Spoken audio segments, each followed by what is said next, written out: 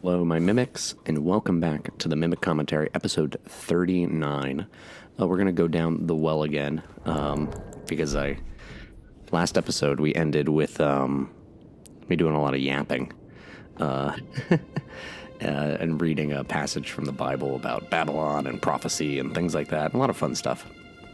But we didn't really get to inspect the inside of this well, I think, and kind of like the motifs on here and what we see going down. So, just to reiterate, this is called the Siofra River Well.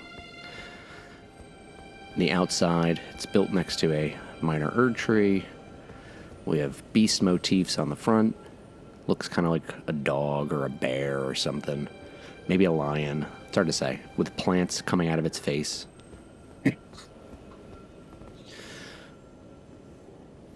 More of those, like, a lever to bring the well back up.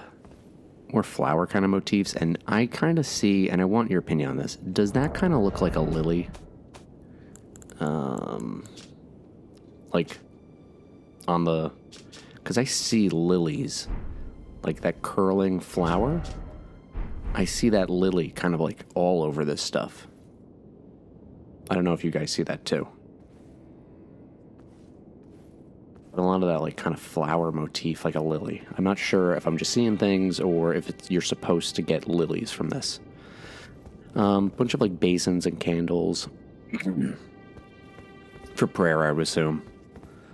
But yeah, let's go down the well into the Siofra River. See what we see.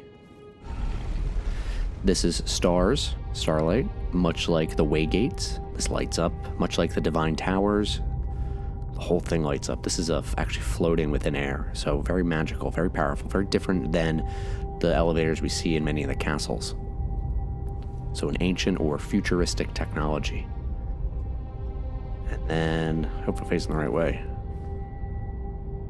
Oh, there we go. What was that? Looked like buildings with people's hands. Very crazy. And we keep going down, down, down, until, what do we have here?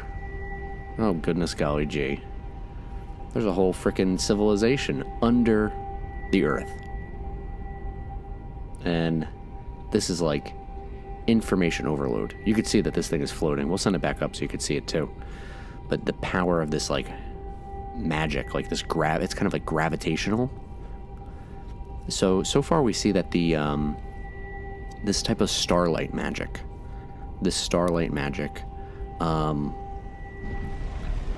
we found out there's a way gate here. Where is it? The way gate here, the sending gate as it's called. All right, so it's a sending gate. That one sends you to Garank, and then there was one on the Divine Tower right here, the Divine Tower Bridge that brought you to the entrance. So this is, I guess, using sending gate technology. And we can see it go up. We see it has the stars. Yeah, that's cool. And that goes down, down, down as well. So this is Siofra River. Siofra is a feminine name of Irish origin, meaning elf or changeling. Okay, so that's interesting. We've talked a bit before about like the bones of the earth. We've seen the black stone structures around here, all through the Weeping Peninsula, just mostly here in Limgrave on this side, that the earth that we are playing on top of, that the land above, is probably artificial. And now we're saying, whoa, there's this ancient civilization down here. Like, look at all this stuff. Look at all this. And this magical elevator is what brought us down here. There's also what looks like, and we kind of saw it pass by, a typical city up there. So we have these ancient ruins and this typical city, and then what looks like stars, but they kind of look like chunks of pieces of something deep beneath the earth. We have to ask ourselves a few questions. Which came first? Was the above ground first, and then the below ground was excavated, and then this stuff was built here? I don't think that's really likely. Like, who would come underground and then build all this stuff? Like, that doesn't make sense to me. How does all this stuff here? Like, why how are all these plants and trees without sunlight? You know, they need sunlight to grow. How are these plants down here without any sunlight? What are those star things? So, you know, we're gonna operate on the assumption that this place was first and then buried. Okay, we're just gonna start with that assumption because that just makes the most sense to me, especially since we have the black stone in this area, showing that the above ground is a bit artificial. It's a bit artificial. The culture that relates to the below ground is our blind swordsman. We have the blue dancer's charm. The dancer in blue represents a fairy who in legend bestowed a flowing sword upon a blind swordsman, and they fought the god of rot. It is said a blind swordsman was the originator of this technique, the art of following one opponent's strike as soon as they leave them vulnerable with a well-timed reply, depicting a curved sword. So curved swords, Crimson Dagger's also a little curved. So when we think down here, you know, the Blackstone civilization, their technology, or their structures built the world up, it seems. They have the golems, because that's where we got the blue dancer charm from. They have curved swords. One of those curved swords is... Where is it? Our Shamshir. With spinning slash, dexterous warriors. Okay. So we're just kind of thinking maybe that culture, maybe it originated down here. This is the Siofra River. And let's, that would make sense, a flowing style. Then we have all these, I don't know what you would call these. To me, and we'll kind of get a confirmation what these are. To me, these look like headstones, okay? Like, these look like for marking graves. Thankfully, then, while we're down here, we're going to be able to make more glowstones, because, oh my goodness, it's so tough not being able to use the telescope. Our build today, we're doing a Soldier of Godric, who accidentally fell down the well. This, we have a bull or something, and a wheel on it, two beasts like a lion or tigers holding a flaming stick. Same one there. This one, we have the same thing repeated over and over again there's a tree at the top, so we have a tree-centric culture, bunch of trees back here, bunch of people coming together, and then like something that kind of looks like an archaic spiral-looking thing, or maybe it's a fire or something in the center. Maybe these are all trees, and this is a really special tree. Who knows? But I think these things are supposed to be like headstones, and then we have what looks like urns. So I'm getting a lot of like death-related culture here.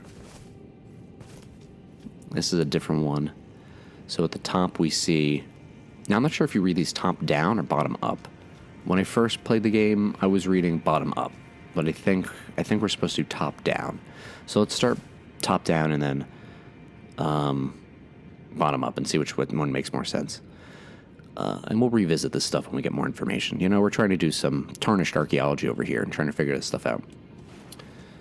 We got the people from that thing. Got all those people. Whoop, turn it around. Don't get dizzy. Standing around their trees, or their trees, very skinny trees, and one special thing. Then less people, and they're kind of bigger. They're bigger, maybe a little stronger. Maybe holding something, holding people, maybe holding fruit, and much thicker trees, more trees. Then we have people gathering around a table. Maybe those are stone tablets. Maybe there's people on there. Maybe this is like childbirth. Maybe it's an embalming of a corpse. Then we have a bunch of people, different sizes, and a thing in the center with a square, like a I don't know, maybe a basin. Who knows? But maybe they're coming to the square to offer it something, or maybe they're taking something from it. And then we have a bunch of like what I would think is like, I see dudes in hats. Is what I see. So maybe we got people find a special tree, and then they cultivate the trees, and then maybe this is the fruits of their labor, and then it turns into a type of worship, and here are the great kings of the community. I don't know, you know? And, oh boy, goodness golly gee, the hell is this? This thing is glowing. Oh my god. It looks like mushrooms. A little bit, kind of looks like mushrooms. Except, it's like, it's so bright. What could this be? A melted mushroom? Oh my goodness. Hey, did I set it to Grace yet? Oh, I didn't. Oops.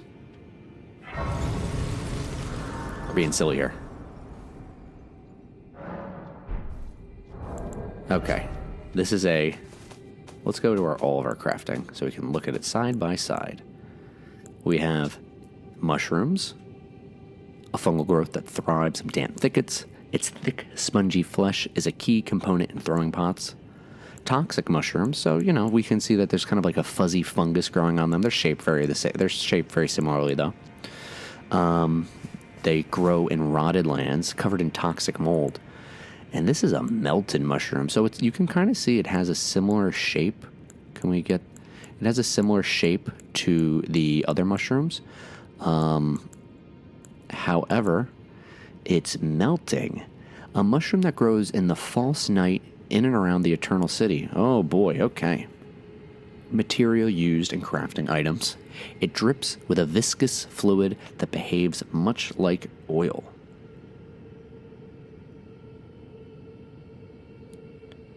So, the Eternal City, we've seen the Eternal City before. The Eternal City is a nickname for Rome, the city without end, or an empire without end. Or it's like, I think it's like the Empire of Rome could fall, but the city would last forever. So it's the Eternal City. Our other things of the Eternal City is we have the Memory Stone, which, you know, I make jokes that it's kind of like, it looks like a cell phone screen.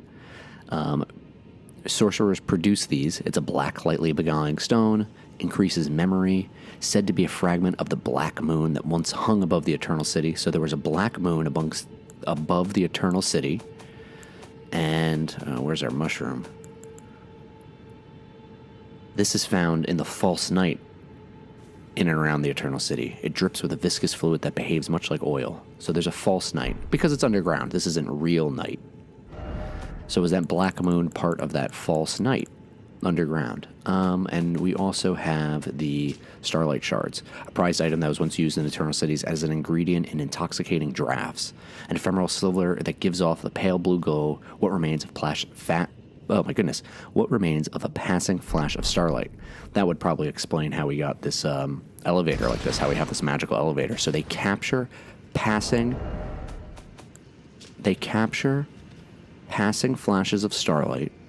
They can use it in intoxicating drafts, or they can use it for transportation with these magical gravity-defying elevators or the sending gates, being able to send people through teleportation. That's pretty spectacular. So perhaps, and we have the city up there, so maybe this, all these old ruins, this is the Eternal City. And that's more the Eternal City. Like like Rome, if you go visit Rome, you can go to Starbucks and then you can go to the Colosseum, you know. You can go to Athens and see, you know, the Temple of Athena or whatever, and then go to McDonald's. So, you know, that's what we're kind of looking at here. But the interesting thing about these mushrooms is that, where are they? Drips with a viscous fluid that behaves like oil. So these people already have this type of magical teleportation stuff, anti-gravity stuff. Now they have oil. They have mushrooms that produce oil, and it looks silver. And when we think of silver, so far we've had the larval tears, core of a creature of mimicry known as a silver tear. And the mushrooms are silver. Okay? These are silver. Just like these creatures of mimicry. Cradled by Renala, queen of the full moon, to birth people anew, so people can be born anew. We fought a guy who turned into a bear, and he was disguised as an Erd Tree noble. Okay. And we were talking about in last episode that Renala, Queen of the Full Moon, we can't trust what Gideon says. She might actually be a, what do you call it? She might be a demigod.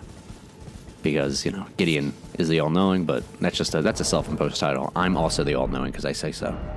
What can we craft with melted mushrooms? Oh, we have nothing yet. Oh, dew-kissed herba. That's what we want.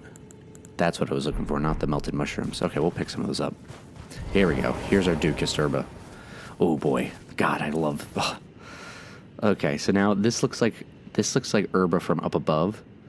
I want.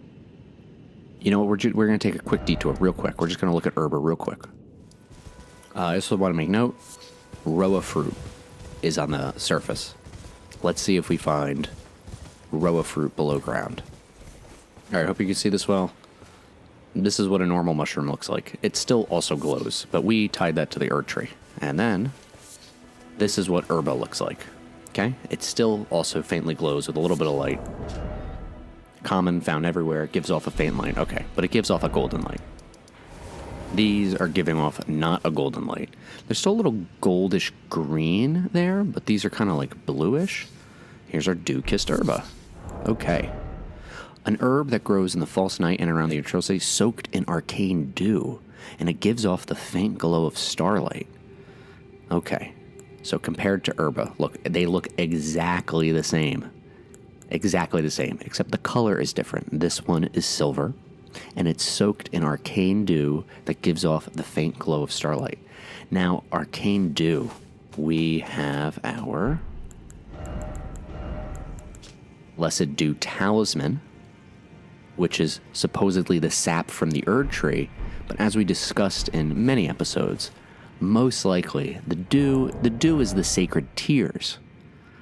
It's the tears of Marika, which Radigan also sheds. Radigan also sheds the same tears as Marika. Soaked in arcane dew. Arcane is one of our stats. Does it give us, if we look at menu explanation, arcane, attribute governing discovery also affects holy defense. The Erd tree is holy, so this is anti-holy. Vitality, which is useful for death, like the death amulet builds up with vitality, and certain sorceries and incantations. So arcane knowledge. So there is some arcane knowledge tied to this. And these are silver. And these are melting. Viscous. Goodness, it gives off a faint glow of starlight. And we have, just so we recall, our starlight shards. Fat, passing flash of starlight. So there is some, it's soaked in the power of the stars, even though it's all the way down here. Okay, oh, there's so many places to go. Oh, and now that we have that, we can actually craft our glowstones. Dew-kissed herba plus a ruin fragment. So we take a ruin fragment from the falling structures, and we polish it with a dew-kissed herba. We polish it with this arcane dew, so it shines brighter than a rainbow stone, which is just a ruin fragment that has undergone simple processing. And this is going to be very useful for us. Let's just do a little comparison between rainbow stones and glowstones. Just a little comparison. You're in a dark dungeon, you can't see much. Rainbow stone, not that much light. Okay, what about a lantern? A little bit more light. All right. What about a glowstone? Wow. Okay. Look at that. And it emits a sound. You can hear it, kind of. Also, the soundtrack here, very eerie, very ominous. We can summon a spirit summons here. So there's a rebirth monument around here. And when we think of rebirth monuments, we also have to think of larval tears, which allows people to be born anew. Birth people anew. Being born anew allows reallocation of stats. All right, here's our first familiar-looking face. Speaking of summoning, let's summon who this guy is. All right, so this guy is a golden rune. Okay, yada yada. But who is he? Well, this is a noble sorcerer. Spirit of a nobleman who once asked to be given a place at Raya Lucaria to learn glintstone sorceries. His talents were insufficient to be worthy of donning the stone crown. However, he is only capable of using the most rudimentary sorceries. Okay, so we have a noble from the capital who studied at Raya Lucaria down here. Perhaps I would say exploring this underground ancient civilization. What else do we have down here? Oh, he's gonna screw up my spirit summons. That's fine. I don't need him.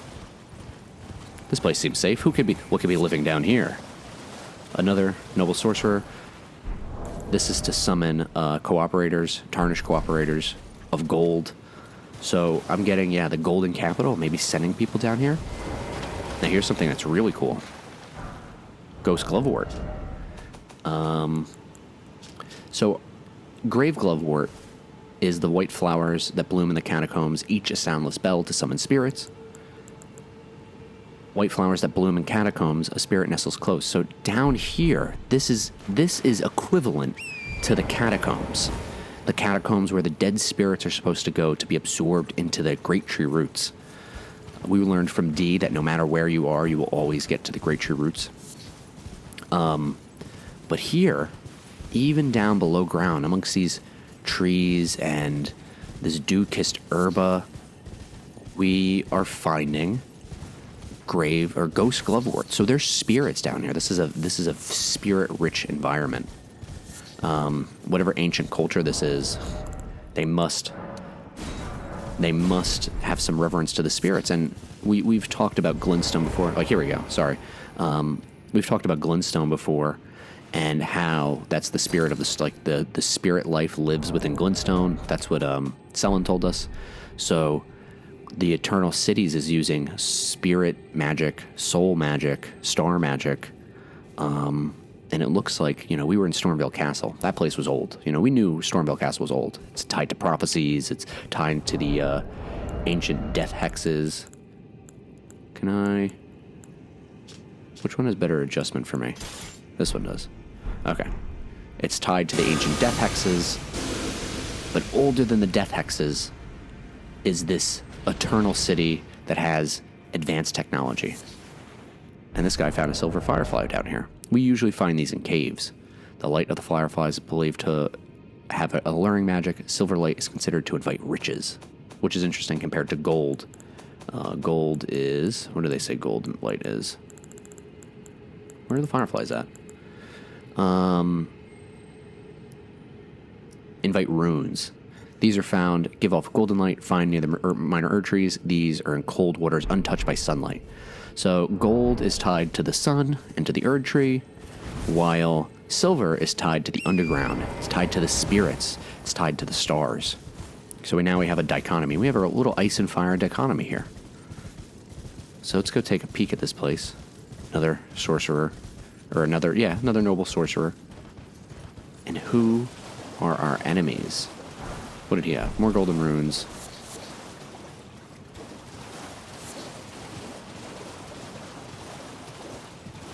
So this is where we're also going to be thinking that, there's ghost glovewort here. This is where I'm thinking, gravestones. And these are big, too. So small people and giants. Maybe giants live down here as well. I know for a fact giants live down here. But that won't be till much later. Ah, thank goodness we're getting dew-kissed herba, because I really freaking needed glowstones. Gosh, I don't know how. The movie commentary is going to take forever. All right. Here's our first threats. These guys. All right. Oh, I didn't want to cast a spell at him. Doesn't even do anything to him. Let's take a look at them. He looks like he's melting. He's got bubbles on him. He's got a harpoon that's glowing. They move very slowly. Oh, there's so many of them. All right. We don't know what these guys are. We don't know what they're doing here. Oh, there's actually bubbles on their back. And they turn into a pile of goop. Oh, good Ash of War for these guys. Oh, I have the Baldigan Blessing activated. I guess we'll hold on to it.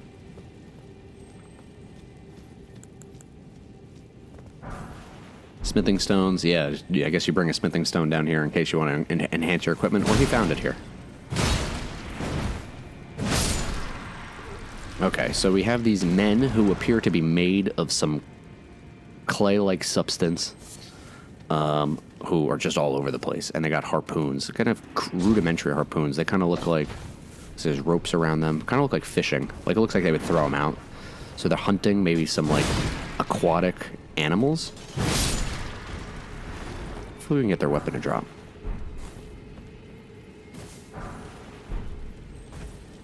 Okay. Oh, we got a statue. On top we have one of our scarabs.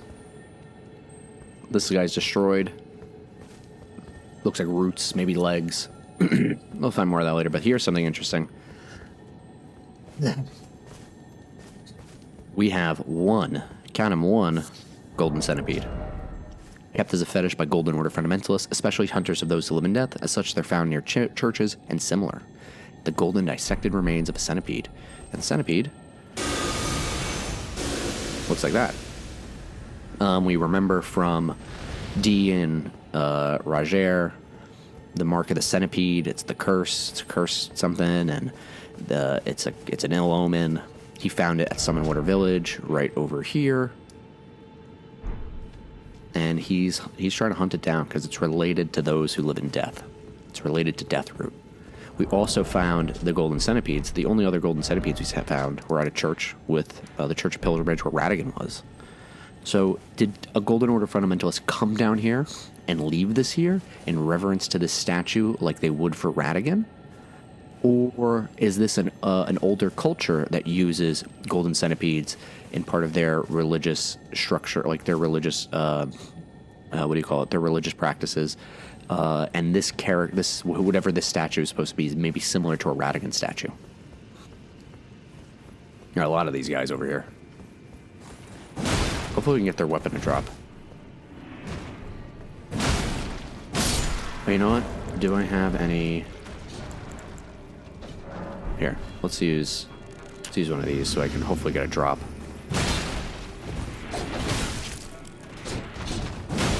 And shooting bubble magic. Bubbles are used to clean things. We're gonna learn more about bubbles soon. Okay, so these guys use harpoons and they have bubble magic. How wonderful! Oh my god, and they're beating the crap out of me. How do they do against fireballs? All right, let's. That's all right. I guess I'm better off doing this.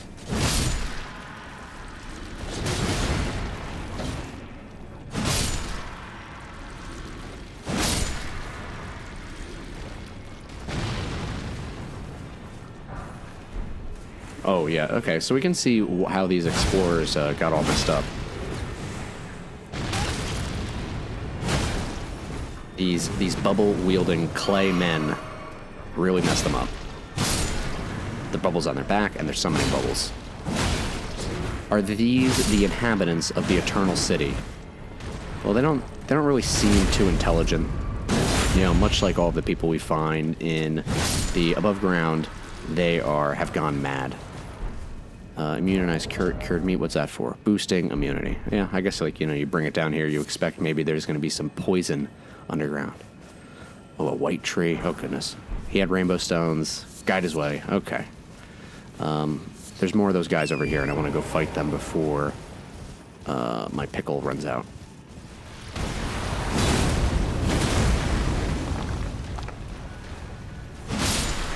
Oh, here we go. No, they want to drop the silver firefly.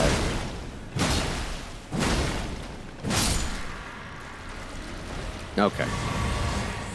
There's still more to fight. I'm going to have to farm these guys. But I'll do that off camera. So, oh my goodness. So much stuff here. Okay, we're going to talk about all this. I got to just pick up all this loot. And I don't want my firefly to run out.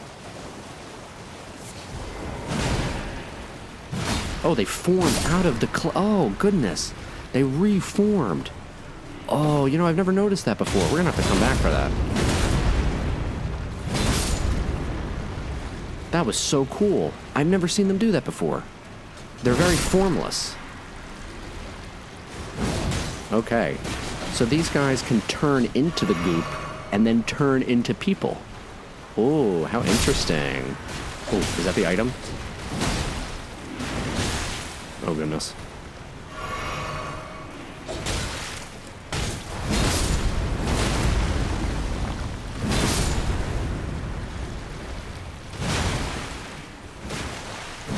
Okay.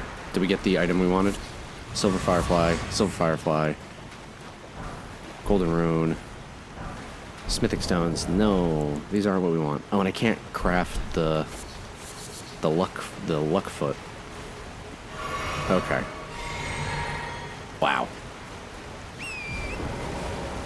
Yeah, we could see... Oh, soap. Okay. We could see... That guy was in a shower. Okay, we could see why all these explorers got murked. They got murked by these clay guys. And we got some soap. A plant-based soap made from mushroom juice. It's also the same color as this. And the same color as this. Same color as this. Cleans off filth and other accumulants on the body while also slightly reducing poison buildup. Filth covering the exterior eventually seeps inside, soiling one's very spirit. So, poison buildup, rot and decay. If that is on your body long enough, it will seep inside and soil your spirit. So even the spirit can become rotted. That has a lot of like, wow. If you're not taking care of your body, if you're not being cleanly, not treating your physical world with respect, even your soul will become rotted. And let's use it. Nice and clean. Okay. So that was really cool. I'm going to have to kill more of those guys to hopefully get their item. But look at this. This is one of those, looks like the infrastructure all the way up there, but it's a dam. It's damming off the river. Damming off the Siofra River. So we're just getting, this is probably part of the Eternal City. Like, this is the older part of the Eternal City. This is the newer part of the Eternal City. Perhaps. That's our working theory right now. And these Claymen, they're kind of formless. Down here, too, we're also seeing very white trees. Now, when we use the Mimic's Veil, so this is like a really tall white tree. It's kind of like stone-like. Let's see. If I hit the stone, sparks. And if we hit this tree, what do we get? Oh, we get tree. Okay, it's tree bark, not sparks. So but they look white and petrified. They look stone-like, but they are trees. Just like these trees. But when we use our Mimic's Veil in this area, we get these like very white trees. In Dark Souls 3, the young white branch is a branch of a young white birch received from a giant, apparently as a token of friendship, becomes something that blends into the surroundings, consumed with use. Okay, so in Dark Souls 3, you can use a young white tree branch to get the Mimic's Veil effect. The Mimic's Veil effect can also be used, the same effect is from the Chameleon spell, the lost sorcery from Ulasil, land of ancient golden sorceries, transforms into something inconspicuous. Far from formally developed, this magic was instead born from the mischief of a young girl who sought relief from the solitude of the woods at dusk.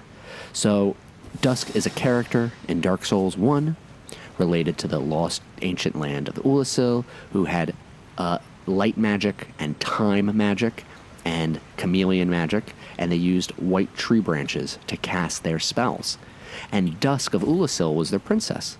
Now, what's another time? What happens at dusk? Dusk could also be twilight. There is the gloam of twilight. A dusky gloam. Maybe if there was any gloam-eyed queens, that would be interesting. Tying them to this Mimic's Veil and all that nonsense. Because the Mimic's Veil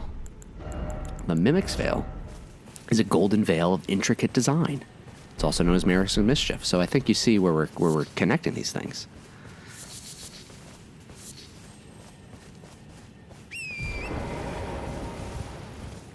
All right. A lot of fun stuff in the Siofra River. Oh, a budding horn. This is new. A rarely seen specimen of a young budding horn. Material used for crafting, found by hunting herbivorous beasts. Oh, it's new to us, but we probably could have got them before. This is very similar to the fang. This horn began to sprout on a beast that typically bears no horns. Perhaps it's a vestige of the primordial crucible. Same with the overlapping fangs. This came from a misbegotten. This we just found, but it says you can get it on anything. Now, our goat horse here, Highland Calf, he also has horns. Is Torrent. We don't know much about Torrent, but he comes in, he's a spectral steed, he is a spirit. You use a gold whistle to summon him. He comes in with like starlight.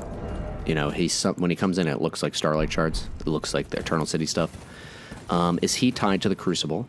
And is he also tied to the Eternal Cities in this place? We'll have to see. We'll have to see. That'd be very interesting. If we think about the Bible passage that I read in the last episode, the leaping goats, that seems really relevant to it.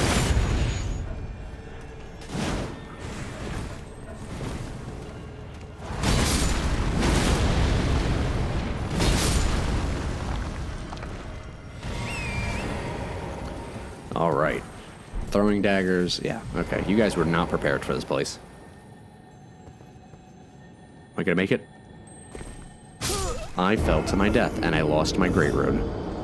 All right, well, I'm going to farm some guys and then pick up that item. So I'll be back. Okay, I got what I wanted. Didn't take long either.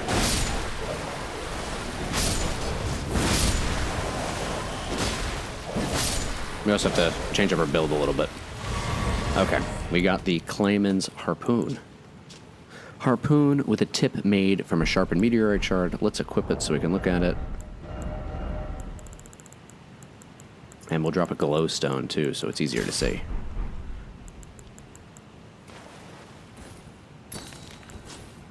Here is our Claymen's Harpoon with a meteorite shard at the hilt, or at the not the hilt, the you know what I'm saying. It's got impaling thrust. Very cool. Okay. So, harpoon wielded with the tip made from a sharpened meteorite shard, wielded by the Claymen who infest dynastic remains. Okay, so this is a dynasty down here. The blade emits a faint light and deals magic damage. Okay, so now emitting light is meteors, falling stars, magic damage. Okay, so the arcane do. This weapon is arcane. It has the glow of starlight. This is glow of starlight. Very cool. Our glowstones also have a bit of glowing starlight in them. Now we know these are men made of clay. Now that we know they're an infestation down here. These guys are infesting the dynastic remains. They are not wanted here. They're an infestation. And we can kind of see how they're a infestation, because right here again, we're going to do this. See these guys do that one more time, because that was so cool. Like, look at them. It looks like it's only one guy. Look, oh, so sick. Okay, so sick. I gotta go pick up my runes and stuff. And we were talking about earlier in the episode, what came first? You know, was it the above ground first? What was built, or was it built on top? Well, now that we know that there was meteorite, they have meteorite shards here. This place was most likely buried. Meteorites could probably hit the ground here, and then they would make harpoons out of the meteorite shards. But now that it's underground, you know, they're not getting any more meteors. Unless they're really, really embedded into the ground, like we've seen in the mines. You know, they built mines around the what do you call it? What's where smithing stones come from? So that's interesting. Yeah, it makes sense, you know. Let me make sure I can, I don't want to screw this up. So let me just fireball him.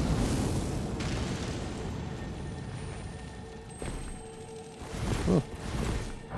Need this? No. Okay, good. Oh no, they're looking at us. We got some more pickled feet. So this guy wasn't so lucky. Let's get somewhere safe, and we'll talk about that.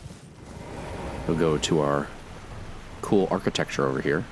Oops. With our waterfall.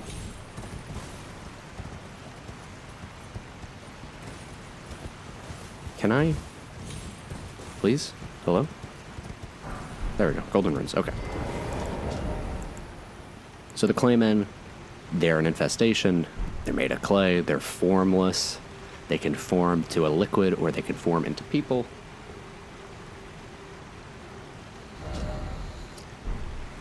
Okay.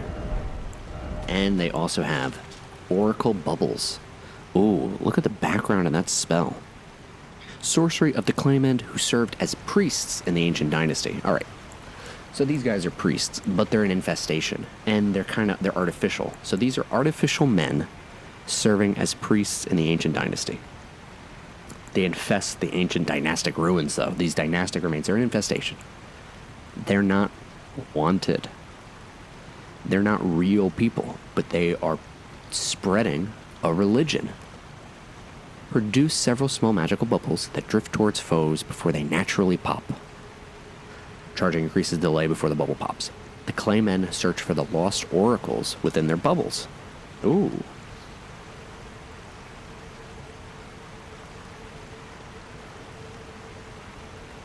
So an oracle is a person or thing that is thought to provide wise advice, insight, or prophecies.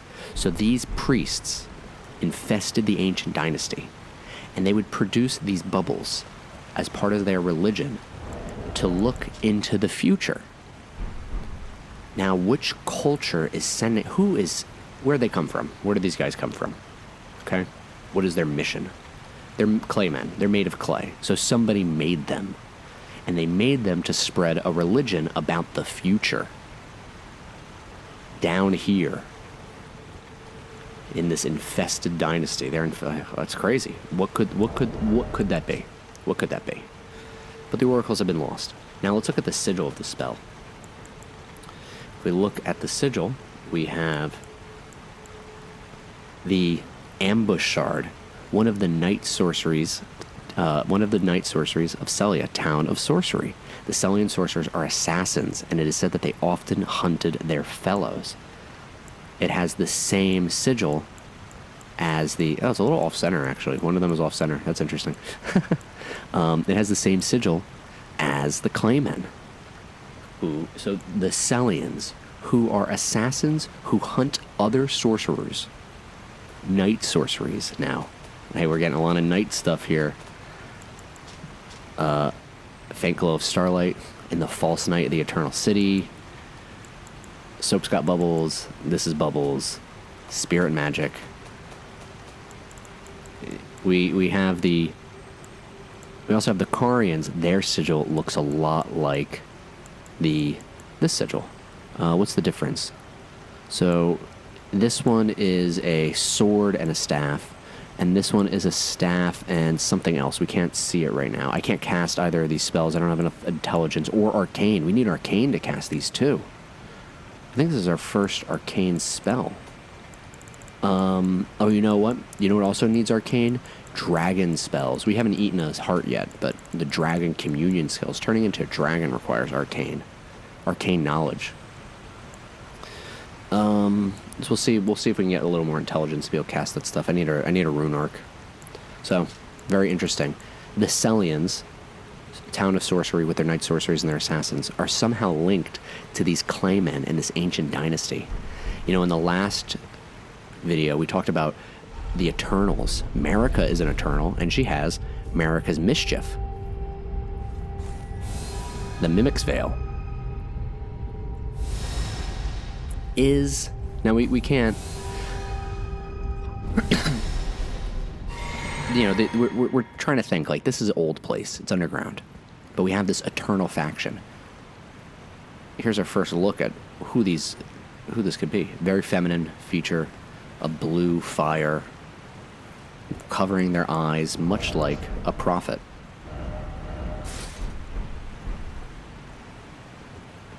Can we see their eyes? kind of covering their eyes. I don't know if that's a man or a woman, but it gives me a feminine look. I'm thinking feminine. Some of the statues are destroyed. Most of them aren't. Here's the river.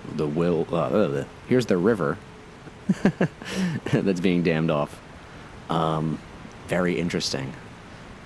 So is this and this is the Eternal City? Oh, you have the Eternals. So okay. So the finger readers and America might have a connection to this place. You know, the finger readers they're the speakers for the two fingers. Why is this guy worried about Scarlet Rot down here? We'll find out later. You already know. But now we have this Eternal City. We're more of this Eternal City.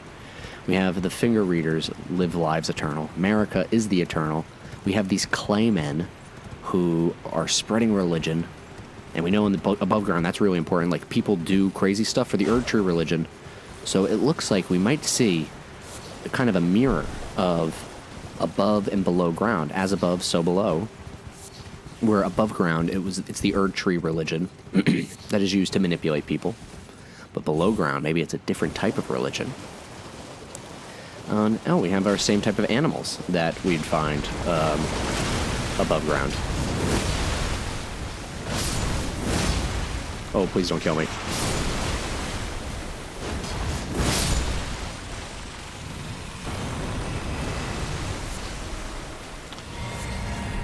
You know, this is, again, very interesting. The sliver of meat and the strip of white flesh look very similar. Much like how the herba and the dew-kissed herba look so similar, and the mushrooms look so similar. What is this trying to tell us? What is this trying to tell us? Why do the crabs that are found below and above, why does their flesh, why is it a bloodless creature? Why don't they have blood? You know, Claymen also don't have blood. But back to the eternal conversation, we were talking about the different factions. Is Celia town of sorcery and tied to the Carians? Because their sigils are the same.